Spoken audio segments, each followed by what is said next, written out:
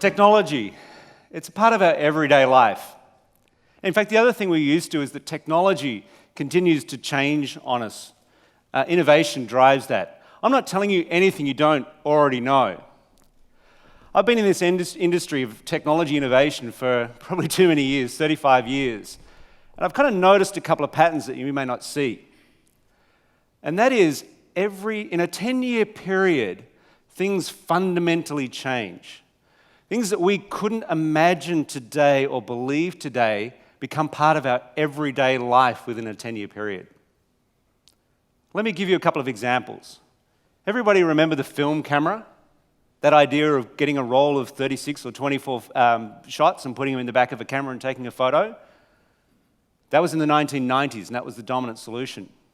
And then within a few years, and certainly within a decade, that was replaced by the digital camera. So in the early 2000s, we were all taking lots of photos by digital cameras. And then just as quickly, in this decade, that's been replaced by this device. Over 95% of photographs are taken on a smartphone. Such an incredible change within such a short period of time. And in fact, if you look at it, there's been other innovations like that. If we look at the smartphone itself, if I had said to you 10 years ago, and I test this with people, if I'd said to you 10 years ago that I could go to my phone and say, "Hey Siri, give me directions to Bondi Beach," you would have all thought I was crazy. But actually we do it. We do it all the time. The technologies behind that, the voice recognition, the compute power in the phone, all of those things, the mapping technology behind that, are all technologies that have been developed within a 10-year period and we now take for granted. But of course, those are all technologies that have come from overseas to us. And we as Australians, we're proud that we can generate technologies as well. And there's two particular examples I'd like to focus on where Australians have actually led the development of technologies that are globally important. The first of those is a company called Cochlear. Hopefully many of you have heard of Cochlear. Cochlear is one of those companies where they have a hearing implant that allows the profoundly deaf to hear. And particularly babies that have never heard before have this implant and are actually now able to hear. Tens of thousands of people worldwide benefit from that technology. And another technology right back to this device here, the Wi-Fi technology, to allow you to stream your Netflix while you're on your iPad or on your phone or on your computer at home or in the office. That Wi-Fi technology was developed by CSIRO right here in Sydney. Over 1 billion people and 1 billion devices make use of that technology every day. So why am I telling you that? We're here for a mapping conference, sorry. Well, Nearmap, at its heart, is a technology company. And I'm going to tell you a little bit about our history, about where that technology came from, and more excitingly, tell you some of the technology innovation that we're driving forward. But as a technology company, if we are going to be a great sustainable company and an Australian company that succeeds globally, we need to continue to innovate. And so we have a mission. Our mission is, we change the way you view the world so you can profoundly change the way you work. Just think about that. There's two pieces to that statement. The first part is our responsibility as Nearmap. We change the way you view the world, so that's us developing technology and innovation, and that's what you're going to hear about today. And the second piece is actually your responsibility, to profoundly change the way you work. What can we do that can help you change your jobs day to day? And in fact, I'm going to show you actually how we, over the past 10 years, have changed how you do your work. So with that, I would like to welcome you to our NAVIG8 conference. We want to show you today that, quite literally in our case, the sky is not the limit, but actually the future. And today you'll see two new innovations. So not just one innovation, but two new innovations that we've been working on for a number of years that we believe will profoundly change the way you work. And in fact, you won't have to wait 10 years for them, although in 10 years' time you will have these as part of your everyday working lives.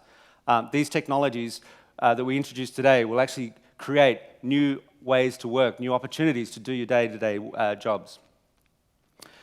But before we and I look forward, it's always useful to kind of go back in time and have a look at where we've come from as a company and have a look at how things have changed for both us and for you. And so let's wind the clock back 10 years. Everybody remember one of these? The Gregory's Roadmap, right? And for any of you that have got an outside asset or do estimates for installing solar panels on roofs or planning for a construction job or any of those activities, if you needed to do that job 10 years ago, you used to get one of those Gregory's Roadmaps. You'd stick it on your lap in the car. I know it was illegal, and you'd drive and look at the map, right? I did it, you did it, I'm sure, right? We knew it was illegal, but we did it anyway. We drive on site, we take with us a paper plan, we make a bunch of notes, and if we had a digital camera back then, which we probably did, we'd take a bunch of photos of the site, go back to the office and finish up our plans or our quotes or our estimate or check on the status of the asset. And that was really how we did things. So it's a task that would take hours of time to do, and in fact the turnaround time between deciding to check on that asset or do that quote and actually delivering the quote could have been days. That's where it was. And then behind the scenes of that, and I know this is a bit of an exaggeration, you'll see a little more about how these maps were actually created, but it was very manual. People would literally hand draw out maps with guidance, again, a process that would take months. Now don't get me wrong, there was aerial imagery available, but it was available for the select few. If you're a large government department, if you're a big mining company, for example, you could afford to pay the tens of thousands of dollars or even hundreds of thousands of dollars to get a survey done of the Sydney CBD. And you probably only afford to do that every couple of years. So it was available. But I guarantee for many of you in this audience, you would never have been able, for many, particularly the smaller users, you would never have been able to have access to a product like ours. So it's been a real change in 10 years. So I want to go back to about 11 years ago. I met an individual called Stuart Nixon. Stuart Nixon is the inventor of our technology and the founder of our company. Now, Stuart's an interesting guy. He's a very intelligent guy. He'd actually been writing the software for how the images or pictures taken from planes were stitched together to create the photo maps that you kind of see and take for granted every day. Then Stuart had an idea, and instead of that process that used to take months of flying back and forward to capture all the data, and months of people using his software to stitch the images together to create the photo map to ultimately deliver a disk to the city of Sydney or a large mining company, he could change the way that was done. So when I first met Stuart, he said, come over to my house, and it was actually in Perth. Went over to his house, and his lounge room is not like any lounge room that I have or you would have, I'm sure. It was filled with cameras on the floor, a big plastic pod, which I'm going to show you in a minute, racks of computers and screens everywhere. And he said, Rob, I'm going to show you something. He said, what takes months, I'm going to show you, can be done in 3 hours. So he literally took SD cards out of the cameras, plugged them into his computers, and I watched as all of those individual pictures merged into create this beautiful photo map that you use today. It was incredible. It was kind of mind-blowing. Remember, this is about 2008. And for me, we were then just getting our first smartphones. The idea of mapping being important was kind of really interesting. And the fact that he'd taken a task that would normally take months and lots of human effort and took it down to hours without any human involvement, clearly it was going to create a great company. And so, I think Stuart is one of those guys that's really transformed our company and created a great company for us.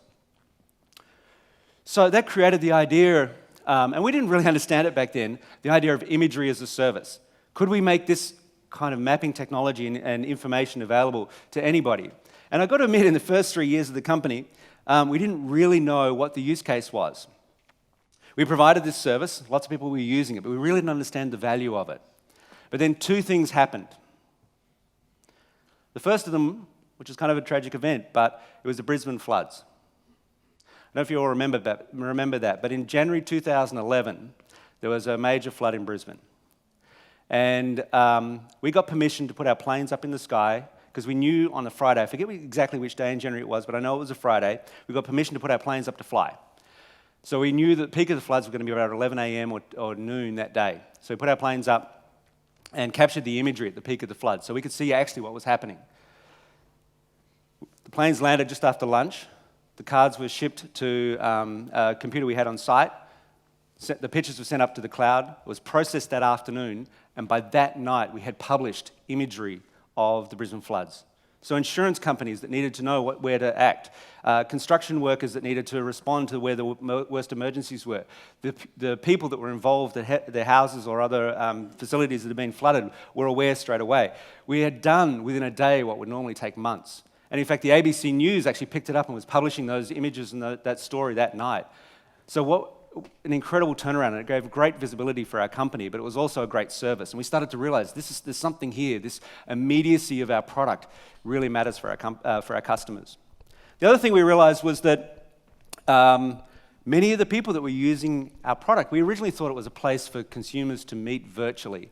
And what we realized is many of the people who were using our product were actually you. You were businesses who were using this to, again, inspect outside assets, plan solar panel installations on roofs. It was actually utilities planning infrastructure rollouts. Everything from a sole trader to very large businesses were using our product. And it was that realization that ended up creating our imagery as a service product. And what we've created now is something that is actually this incredible library, and we'll talk more about this over time. We've created this incredible library of how the real world changes. And this is Barangaroo. You all recognize it, and you probably didn't recognize it at the start. It was, a big concrete slab. This is where our offices are based today. And you can see that transformation over time. We're capturing every couple of months what is happening in our urban environment. We're capturing every couple of months the changes, the evolution of this environment. And something that will come from that a little later is what insight is that giving us about the real world, and how will that help you? And that really formed the basis of us understanding the value of our product. We used to call it, and for those of you that have been with us for some time, clear, current, change, right? The clearest imagery, the most up-to-date, and that change over time. It's a very simple message, but you understood it, and we understood it, and that's really what created the basis, and you, with us, have helped create the groundwork for a great Aussie technology company that's succeeding globally, and I'll talk a little more about that later. But one of the other incredible insights we got out of that time was over 80% of our customers were customers who had never purchased aerial imagery before Nearmap existed. We kind of opened up this kind of content. So no longer was it the elite few, the large government departments or the large mining companies who could get access to this kind of content. We made something that was clearer, more current, and had more history than anybody else, but made it available to a very broad number of users. Now, remember I talked about that plastic pod that I saw on Stuart Nixon's floor? Well, there it is. That's how we do it, right? Well, that's how we did it, I should say. We still have 3 of these actually operating here in Australia. So that plastic pod houses some very sophisticated cameras, and we fly back and forward. And today, we're actually going to tell you how we do what we do. There is a lot of complexity in creating the beautiful content that we deliver to you every day. So Mashenda Turner is going to show you exactly how we capture all of that imagery and all the challenges that we have to deal with on a day-to-day basis to actually collect that content. And then quite literally, Mashenda is going to pass all of those pictures over to John Corbett, who will show you the complexity then of processing, that process of taking all of those individual pictures and stitching them together to create the photo map that you're so familiar with. So a little insight into our business of what we do. And today, I should step back. 10 years ago when we started this, we had about 4 or 5 of those planes flying. We don't own the planes, by the way. It's just the camera system that's ours. That's our technology. And we'll show you, we've evolved those 5 systems into now 40 systems operating globally to create a great company that's headquartered here in Australia, that is operating in Australia, New Zealand, United States, and now Canada as well. Okay, so that's where we've come from. And again, you can kind of see the transformation. Remember that 10-year theme I was talking about? In 10 years, going from having a paper roadmap on your lap to quite literally being able to do a task that took hours and turning that into a task that takes minutes. But great technology companies continue to innovate, and we significantly reinvest in our technology. And so we had this idea, started probably about 3 or 4 years ago, of what if that's just an image, that's just a picture, but actually there's a real world out there. It has another dimension. It quite literally has another dimension. So what if we could capture reality, the actual real world, and deliver that as a service in the same way as we're delivering imagery as a service? And you kind of saw a teaser of that in that intro video. It's quite incredible.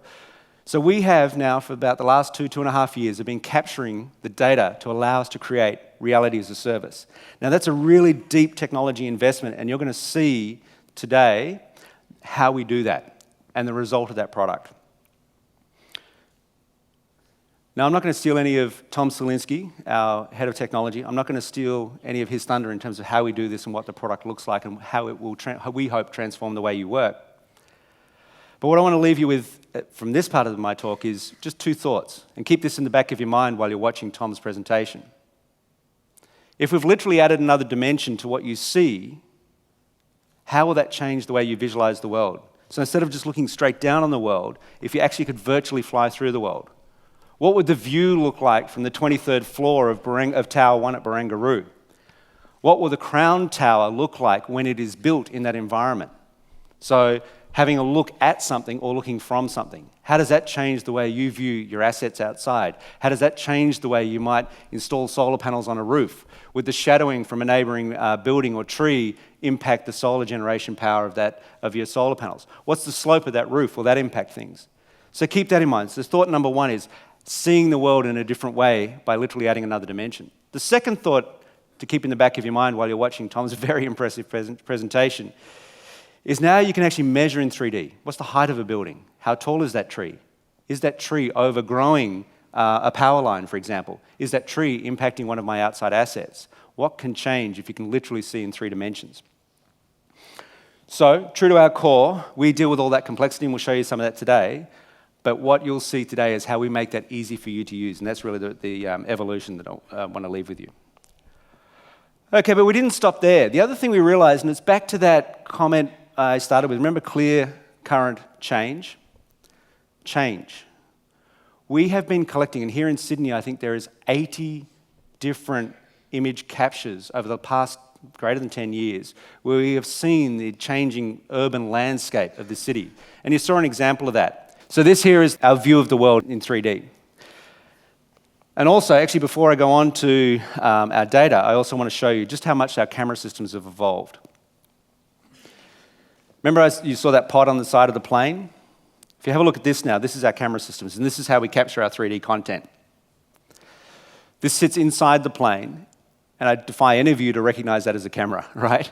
It's an incredible piece of technology. The amount of innovation that goes into that device, we have a very large team who are developing these systems. The control systems of the cameras, the firing of the images, the mirrors that are moving back and forward to capture the imagery from multiple different directions. That is all what we develop and spend our time on.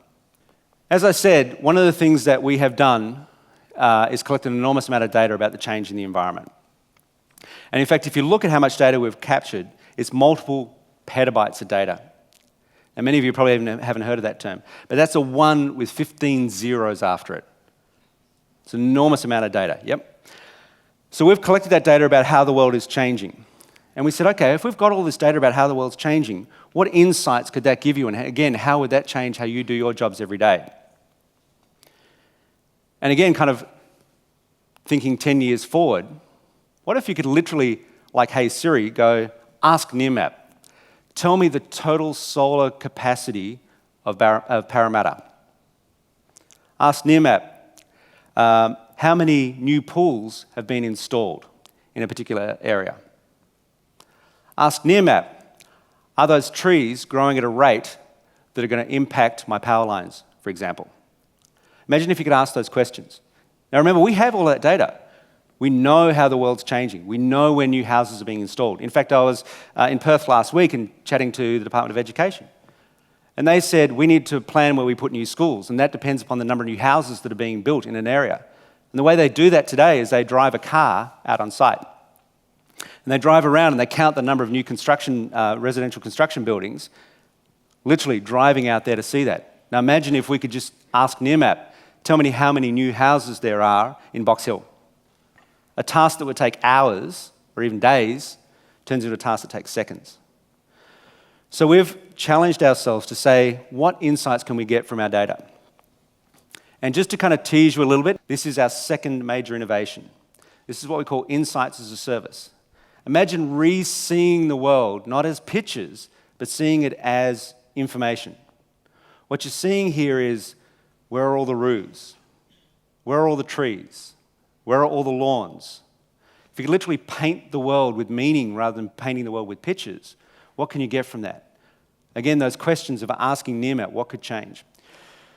So, And let me give you a specific example, another example. One of our customers, very loyal customer, is a company that runs a food truck business. Now, first of all, you'd say, why would a company that runs a food truck business use Nearmap? Well, the guy that runs that's very smart. And what he said is, if I can get my food truck to a new construction site before anybody else, then the construction workers are going to buy from me, and people tend to be creatures of habit. Once they're buying from him, they're not likely to swap to the food truck that comes later. So he uses our imagery to identify where new construction's happening. So he's taken something that would have been very difficult if he didn't have our imagery and turned it into a task that he can do with our imagery. But then imagine if you can go ask Nearmap, hey Nearmap, where is every new construction site in Sydney? He took a task that would have been almost impossible or would have taken a lot of driving around to then being a virtual site visit that might take a few hours of scanning and panning over and zooming over our imagery to a task that takes seconds. And that's kind of what we're doing with Insights as a Service. So we challenged Mike Bewley. He joined us 2.5 years ago, and you'll hear about his journey. We challenged him, can you find these kinds of insights out of our data? So what we gave him was one of these, right? Yep, it's a funky-looking computer. It's called Nearmap Nelly. There's a bit of a story behind that, of course. And it's even fed with some data science juice. Looks suspiciously like a Jim Beam bottle to me, but anyway. I'm hoping that's not what's running it. Anyway, so we challenged him and said, can you do this? Can you find attributes out of our imagery? Can it be done automatically? But of course, the challenge wasn't really that. There is machine learning, there is artificial intelligence, we all know about it. The challenge was this. Can we do it across the multiple petabytes of data that we have? Remember that one with 15 zeros behind it?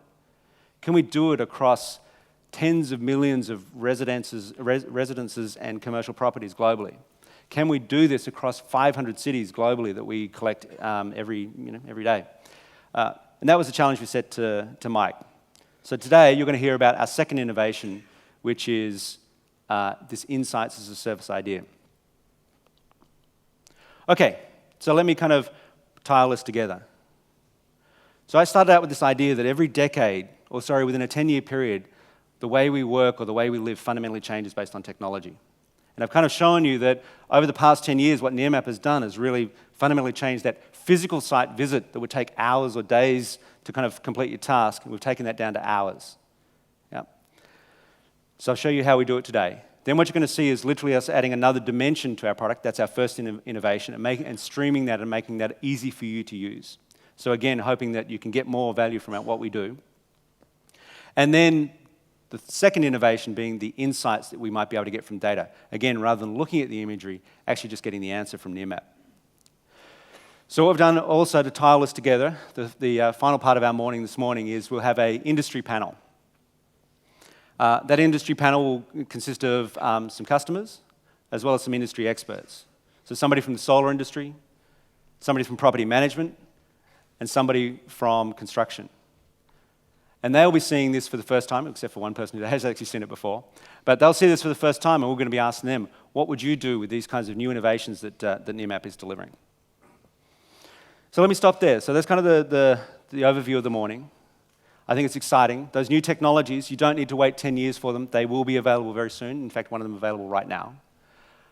But I believe that these will fundamentally transform the way you work. So back to our mission that I started with. We change the way you view the world so you can profoundly change the way you work. And I think these new innovations will demonstrate to you that we have given you a completely new view of the world, and we're challenging you to see how that will profoundly change the way you work. And I'm going to finish with one thought, and this is kind of a personal thought. As I said, I've been in this industry now for 35 years, and I am passionate about building a great Australian technology company that's headquartered here and grows globally. And we're doing that at Nearmap. We've created great technology here, we continue to invest in that technology, and we're succeeding on a global stage. We've got a lot ahead of us, there's a lot to do, don't get me wrong. But it's only because of you. You as our customers have supported us, you've given us feedback over the years about how to improve that product, and so because of that, we're in a great situation to grow a great global company. So for that, I thank you.